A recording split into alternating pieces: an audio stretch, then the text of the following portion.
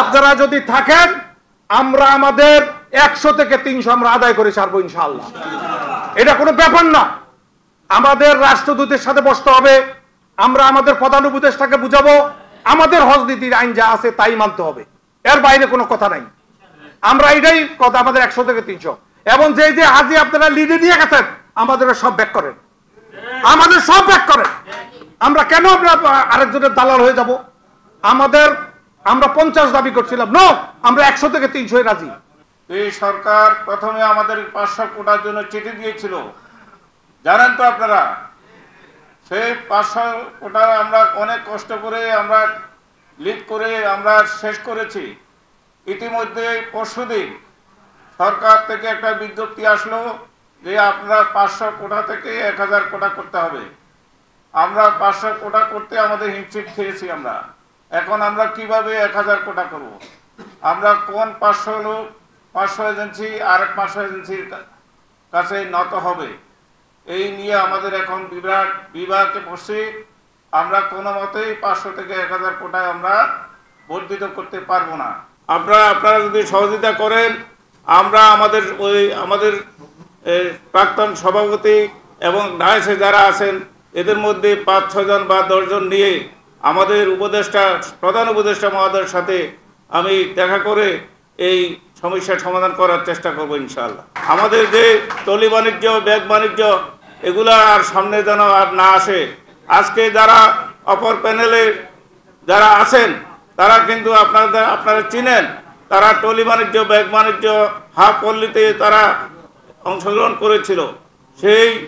তাদেরকে যদি আবার আপনারা নির্বাচিত করেন তাহলে সেই 10 বছর আগের যে পুরানো যে কীর্তিকাণ্ড সেগুলো আবার স্টার্ট করবে। 500 থেকে আপনাদের মিনিমাম 250 করতে হবে, 100 থেকে 300। আমাদের তাজু ভাই বলছিল যে এখানে সংবিধানে লেখা আছে এবং আমাদের পার্লামেন্টেও এটা পাস হয়েছে 100 থেকে 300। সুতরাং আমাদের সবসময় 100 থেকে 300-র মধ্যে থাকতে হবে ইনশাল্লাহ।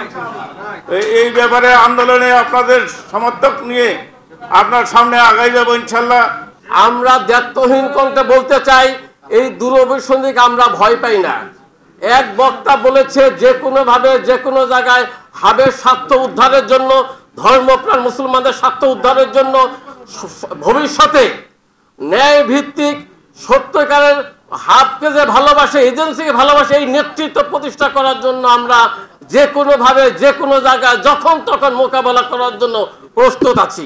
500 আমরা মানি না, আমাদের দাবি 100 থেকে 300 যেটা আমাদের বিধিতে আছে সেইটা, সরকারের ম্যানিফেস্টোতে সেইটা আমরা চাই। আমরা 500, 700, 1000, 2000 মানি না।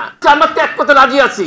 হাত চলবে সুষ্ঠুভাবে, হাত চলবে ন্যায়ের পথে, অন্যায়ের বিরুদ্ধে, হাজিদের স্বার্থ রক্ষার্থে, এজেন্সির স্বার্থ রক্ষাতে হাত তুলতে হবে। আমরা এমন হাত প্রতিষ্ঠা করতে চাই যে হাবে অন্যায় থাকবে না। আমরা এমন হাত প্রতিষ্ঠা করতে চাই যে হাত শোষণ করবে না।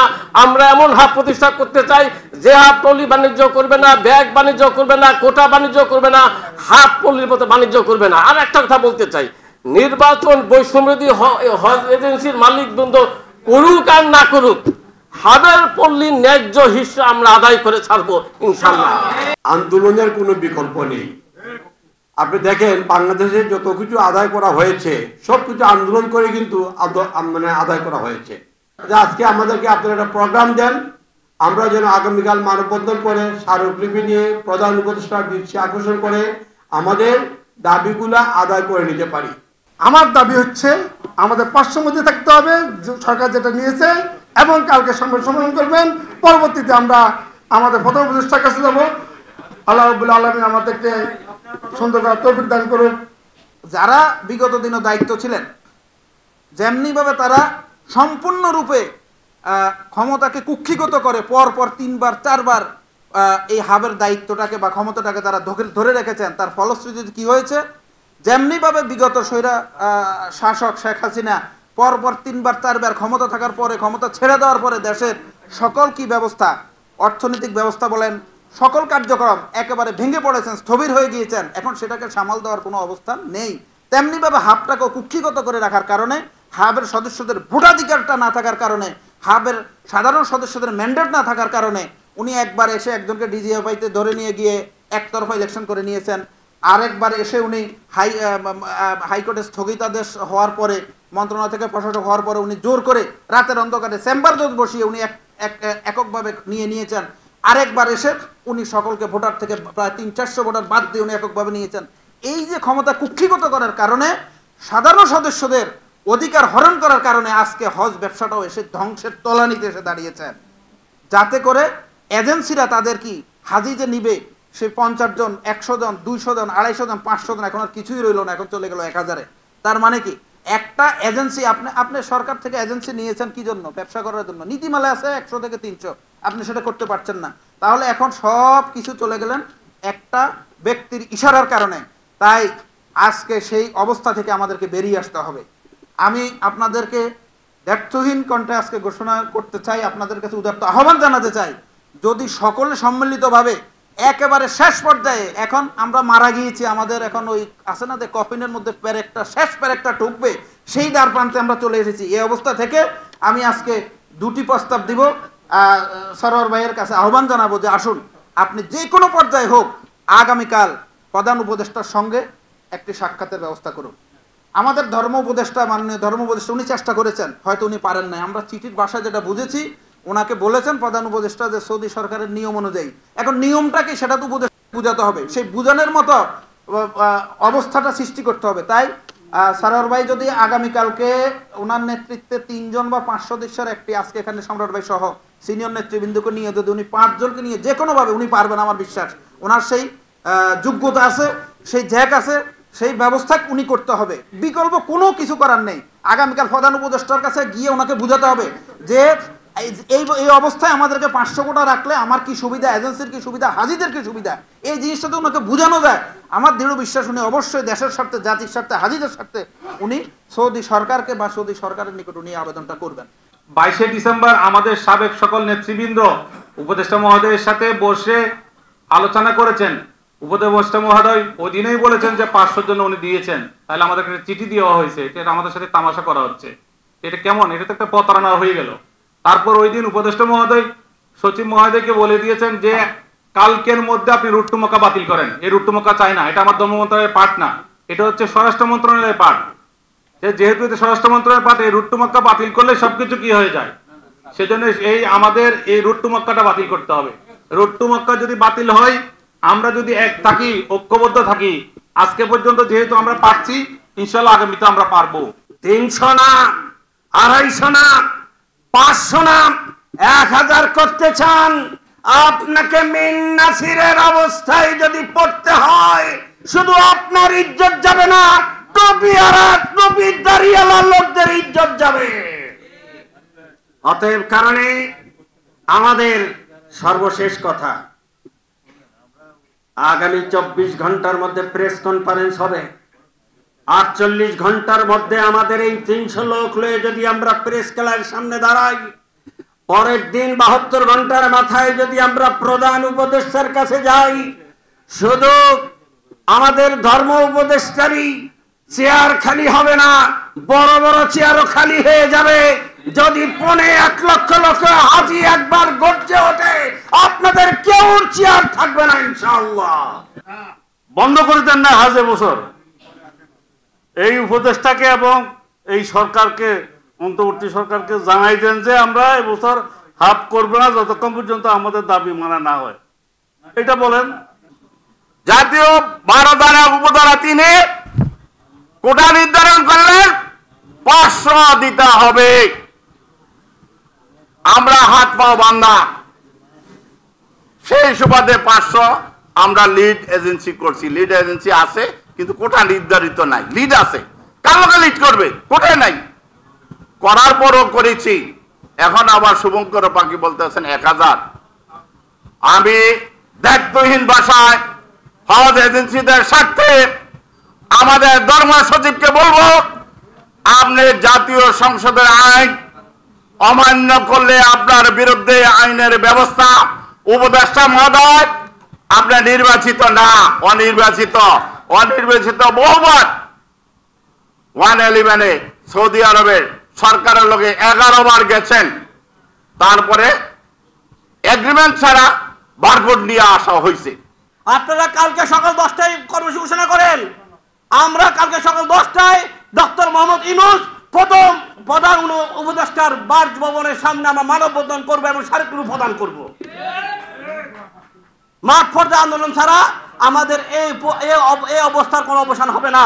আপনি কি মনে করেন প্রথমে ওনারা বললো, আমাদের উপদেষ্টা মহোদয় তিনি ওনার টিম নিয়ে গেলেন সৌদি আরবে, গিয়ে আমাদেরকে বললেন আমরা মন্ত্রীকে অনুরোধ করেছি আগের মতো 500-250 রাখার জন্য, আপনারা দোয়া করেন 250 হয়ে যাবে।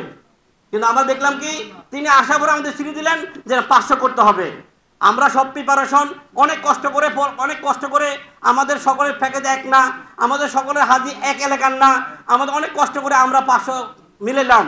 এরপর ওনারা আবার কি করলেন, হঠাৎ করে বলে 1000 করতে হবে। ভাই আমাদেরকে ওনারা মানে এজেন্সি মালিকদেরকে ওনারা কি পেয়েছেন? ওই ঘরের বোরে কয় সকালে একবার মারো, দুপুরে মারো, রাত্রে মারো, এত মারো কে?